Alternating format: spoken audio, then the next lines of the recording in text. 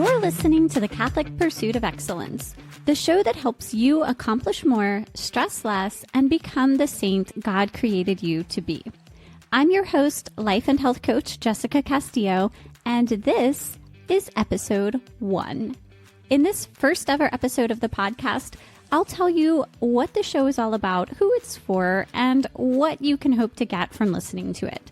Then I'll share a quick practice you can start using today that will help you bring more enthusiasm and energy to even the most mundane tasks. And then I'll tell you how you can get a really awesome gift I've created for you. So stick around to hear more about what that is and how to get it. But first, you may be wondering, who am I and what do I know about the pursuit of excellence? Well, like I said in the intro, I am a practicing life and health coach. And honestly, I have always been captivated by excellence. In fact, I developed my very first exercise and prayer routines when I was just 13 years old because I knew it helped me to be better. Yes, I was a weird kid, but it served me well. I went on to be the first person in my immediate family to graduate from high school. And because I'd grown up extremely poor, I had no money to pay for college. So I applied to the U.S. service academies and was accepted to the United States Military Academy at West Point. I graduated first in my branch and then went on to serve 2 combat deployments to Iraq. It was between my deployments that I fell in love with the goodness, truth, and beauty of the Catholic Church. I went through RCIA and came into the church in 2010. After my second deployment, I decided it was time to get out of the Army and start the hardest job I've ever had, which is becoming a mother. I had 3 kids in 5 years, and let me tell you, it was a rough transition for me to go from being a working professional to a stay-at-home mom. I really grappled with my desire for achievement and recognition with my role as a wife and mom. I wanted to be a quote unquote good Catholic wife and mom, but I didn't really know what that even meant or how to balance that with my natural drive and ambition.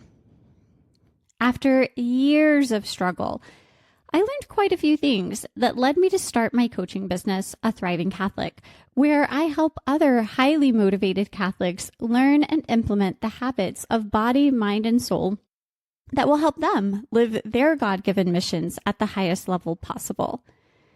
In addition to being an entrepreneur, I also homeschool my 3 kids, I teach religious education at my parish, and I practice everything I preach about caring for my own health and growth in holiness. I am not perfect by any means, but I am extremely motivated by progress, and the thought that I can get a little bit better every day is so exciting for me. I want to share that excitement with you in this show as we strive for excellence together. But you might be wondering, what do I even mean by excellence? And furthermore, what is the Catholic pursuit of excellence and how is that different from just any old pursuit of excellence? Well, let's get into that now. The dictionary definition of excellence is the quality of being outstanding or extremely good. And we can seek to be extremely good or outstanding in just about everything we do. The Catholic pursuit of excellence is a little bit different though, because as Catholics, we know that to truly pursue excellence means to pursue sanctity. We want to be what Jesus talks about when he calls us to be the salt of the earth and the light of the world. We should be the city set on a hill that attracts others. People should see something different about how we're living, and they should want to know the reason for our hope. What makes us different? What makes us stand out? Well, I hope that it's because we're extremely good and outstanding at all the things that we're trying to do. And of course, worldly pursuits of excellence, in contrast, tend to be focused on things like fame, money, power, or pleasure. This is what St. Thomas Aquinas would call the four idols. Catholic excellence is nothing less than the desire to use all of our gifts, talents, and treasures at the service of God in the best way possible. Why? Well, not for fame, money, power, or pleasure, but in order to build His kingdom and fulfill His purpose for our lives as perfectly as we are able. In other words, the Catholic pursuit of excellence is the pursuit of holiness. So, yeah, as Catholics, we should strive to be the best parents we can be, the best business owners, the best moms, the best entrepreneurs, the best everything. Like, if you're a plumber, be the best plumber. You should strive for excellence. And so that is what this show is about. It's about striving for excellence and doing everything in our power to get better every day, while recognizing that not everything is in our power. And this show is for any Catholic who really strives to be their very best every day. So whether you are an entrepreneur, a stay-at-home mom, a working professional, a homeschooling mom, or anything in between, this is the show for high-achieving Catholics who want to discover practical strategies for optimizing your health, productivity, and prayer life so that you can excel in all the areas of your life. And what's really important here is you could strive to be great in all of these ways, but the most important thing is that you are learning to deepen your reliance on God and your relationship with God. And that is that pursuit of sanctity and holiness. And that's what we're all after. So what can you hope to get out of this show?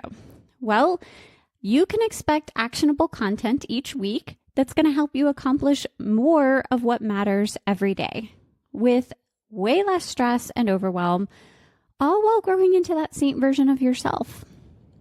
And speaking of an actionable step that you can take this week, I do want to share a tip with you that will help you, like I said, bring more energy and enthusiasm to every task that you do, even things that are mundane or boring or that you'd rather not be doing. And to illustrate this, I'd like to tell you a story about barbershops in Iraq. Way back in 2011, when I was a captain in Iraq, I was in the Division G1, and our job at that time was closing down army installations and military installations in Iraq because we were withdrawing forces. As part of the drawdown of troops and getting everything out of Iraq, we had to hand over equipment and stuff and things back to the Iraqi people. One of the things that we had to hand back over included barbershops. Now, if you are familiar with the military in any way, you probably know that soldiers need to have a haircut to be within regulations for their uniform standards. Well, barbershops in Iraq are like basically little trailers where soldiers could get their haircuts and had all of the supplies. For whatever reason, our commanding general decided that handing over these barbershops was extremely important and delicate, and we needed to talk with all of these Iraqi sheikhs about how we were going to do it. And he decided one day that this was his top priority and we all had to jump to it. The thing is, it was already really late in the day when he made this decision, and for whatever reason, this fell under my role in the G1. So I called together all of these battalion commanders who lived in our area where we lived in Iraq to talk about how we were going to transition these barbershops. I thought it was not a huge big deal. I wasn't that excited about doing it. It seemed silly to me. And honestly, after working an almost 16-hour day already, it really seemed kind of dumb to everyone who had to attend this meeting as well. But It was my mission of the day. It was my mission of the evening anyway. And I had to pull myself together and effectively run this meeting with a bunch of battalion commanders who outranked me significantly. So there I was, little Captain Castillo, trying to coordinate this meeting and execute it with the best attitude I possibly could. It was probably about 9 o'clock at night, and after the meeting, as everything was done as best as it could be, when everyone was shuffling out, I remember that one of the battalion commanders pulled me aside and he said to me, "You're a Christian, aren't you?" And that really flabbergasted me because I was not used to anyone asking me about my faith or talking to me about it while I was at work. And I was kind of taken aback, but I answered him, "Well, yes, sir. I'm a recent convert to Catholicism, actually." And then he said to me, "I could tell. I could tell from the way that you handled yourself, from the way that you handled this meeting, and from the way that you did your best and completed this mission and just did it with the best attitude." And that really struck me that he noticed that. I thought, yeah, I'm going to do my best because this is my job. I'm going to try. But it never occurred to me before that I could be evangelizing in something as really asinine as closing barbershops in Iraq. This was a way for me to evangelize. And so the tip for this week is to do your best, whatever task you're doing. So we read this in Colossians chapter 3, verse 23. "Whatever your task, work heartily as serving the Lord and not men." So the tip this week is to remember that we work for God and not for man. And to notice there's this moment of choice whenever we have to do something that we don't want to do. There's always this moment of choice where you can choose to work with a good attitude and do your best and bring your best self to it, or you can choose to work with a grumbling spirit and complain and maybe sloppily get your work done just to get it finished. But my challenge for you is to do the best you possibly can. Choose to have that good attitude, whether it's writing a sales email or cleaning a toilet. We can bring our best selves to the work that we have to do. And we have to remember, too, that if this is the task that's in front of us right now, this is God's will for you today. You can imagine it as if Jesus himself was handing you this work and saying, "Will you do this?" And you don't want to do it with the grumbling spirit. You want to do it with a good attitude and the best that you possibly can. And you don't know who's watching you. You don't know the influence you're having. Even if you're working alone in your office, someone's going to notice the work that you're doing. Maybe not even in this life. Maybe it won't even be until the next life when Jesus says to you, "Well done, my good and faithful servant." Because remember, Jesus tells us that whoever's faithful in small things will be trusted with more, will be trusted with much. So let's be those good and faithful servants. Let's work heartily.